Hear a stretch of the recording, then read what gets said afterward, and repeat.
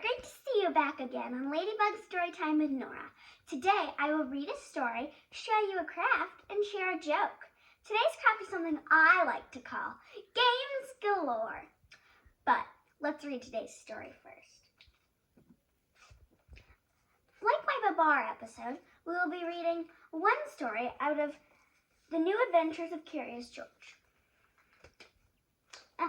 by Margaret and H.A Rey. Rey, I think. Rey or Rey.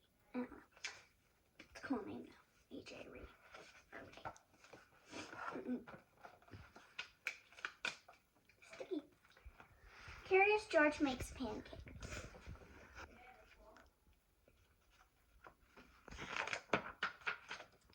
This is George. George was a good little monkey and always was very curious. One morning, the man with the yellow hat woke George early. Time to get up, George, he said. The pancake breakfast is today. George loved the pancake breakfast. It was a fundraiser held every year to make money for special programs at the Children's Hospital. Wow. Besides eating pancakes, there were all kinds of games to play. Even the mayor came to play and eat. First, he gave a welcoming speech. Thank you all for coming, the mayor would say. We appreciate your generous support. He thanked all the volunteers who were helping that day, and finally he said, please enjoy yourselves. And the pancakes. When the mayor finished his speech, the man with the yellow hat said, George, I'm going to buy our tickets. Please wait here and don't be too curious. George waited like a good little monkey, but something smelled good. Could it be the pancakes? George was curious. He followed the delicious smell and found a whole griddle full of pancakes. George watched as the man poured little batter circles and flipped them up in the air. George wanted to help. On a table near the griddle was a basket full of blueberries. These pancakes needed blueberries, George thought, and he sprinkled some on top. Meanwhile, the man at the griddle was so busy he didn't notice the little monkey helping him. But the line grew and grew. George's pancakes were a hit. Soon everybody wanted them, and the man could not keep up. Please wait, he said to someone holding out an empty plate. I need to find an assistant to help me. And just like that, he was gone. George looked at the people in the line and then at the empty griddle. Why, he could make the pancakes. He could be the assistant. Uh-oh. George poured the batters into nice round circles. Next, he added blueberries.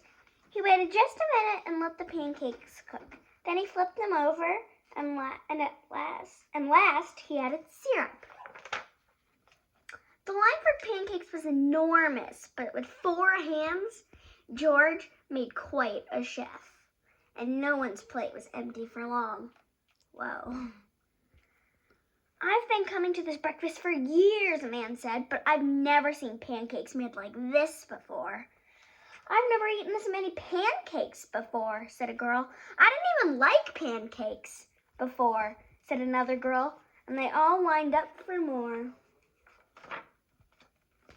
When the man returned with his new assistant, he was shocked to see a monkey baking pancakes. This is no place for a monkey, he yelled, and he began to chase George. George hadn't meant to cause trouble. He'd only wanted to help. Now he only wanted to get away. Quickly, George found a place to hide, and the man and his assistant ran right by. But where did George go? I found him. He's in the stuffies. When it was safe to come out, George jumped down. He was covered in syrup like a pancake. He was sticking to everything. George was curious. Could these napkins help him get clean? Uh-oh.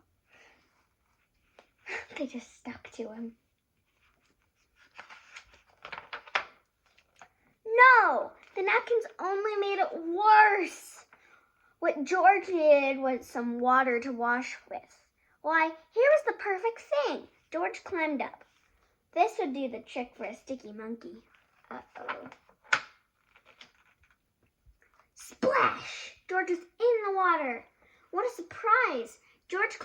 again and splashed back down. He'd never been in a dunk tank before. He'd never had so much fun getting clean. Soon everyone was having fun, and the line of the dunk tank grew even longer than the line for pancakes. Later, the mayor came by. "I've heard all about your delicious pancakes," he said. "You've made our fundraiser a big success, and I have a special favor to ask you." At the end of the day, George got to present the money from the fundraiser to the president of the hospital. "Thank you, George. This has been our best year ever," she said. "Will you come back and make pancakes again next year?" George nodded and everybody cheered. I really loved that story. Now for today's craft. Something I call games galore. We'll be making carnival games like George.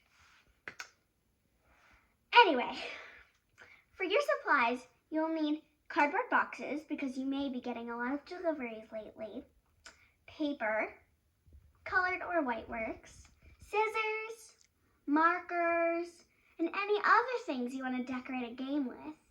Now, steps. For this game, I made corn in the hole. If you don't know what that is, it's when you throw something at something, like try and get something in something. Yeah. What I did was I took this cardboard box and I cut a hole in it. I traced a bowl and then I cut it. I needed my mom's help for that. If you want to have a parent help you cut a hole, if you're going to make corn in the hole, I recommend it. It was a lot easier. And then I cut out all these strips here and decorated it like a face, so you would try and throw it in the open mouth. I thought that was cool. You could make it like, you could make it anything. Like maybe you want it to be like a Christmas game, and you can make it like, you could put like red outside of it. It could be like Rudolph's nose or something. You could put it in the middle. I don't know. You can do whatever you want. Another game I made was this game, where someone you cut open the top. I cut open the side, and then you cut 2 holes in the sides that you can stick your arms in. This is a game where you try and guess what's inside, so your family can slip something in the open side and watch you try and feel it and know what it is. I'll be playing that game later, or now, later. And it is covered in this towel, my object, so I don't get quick. But yeah, you can touch it and try and guess what it is, but you can't see it. You can't go like, it's cheating. Those are all the games I did, but you can let me know if you have any more games. Now, there's lots of different uses you can use for these games. You can use this for corn in the hole, or my brother had this really good idea, where you put it like over your laundry basket, so you can throw your clothes in your laundry basket. I thought that was really cool. I'm going to try that. Or, if you want, you can just throw old socks into it.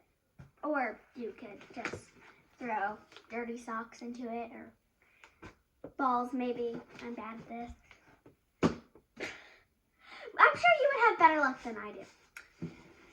Okay.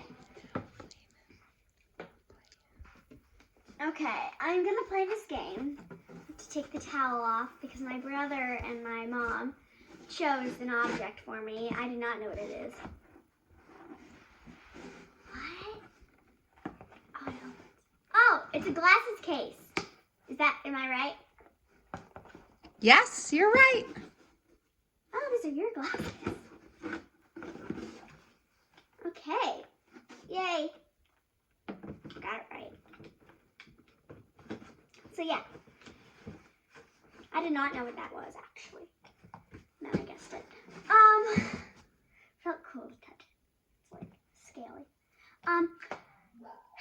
Okay, I'm gonna end the day with a joke. What do you call a horse that lives next door? A neighbor.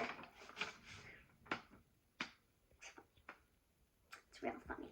Okay. I hope you have fun playing with your carnival games. See you next time on Ladybug Storytime. Make sure to subscribe to my channel and turn on the notification bell so you know when I have a new video. See you next time.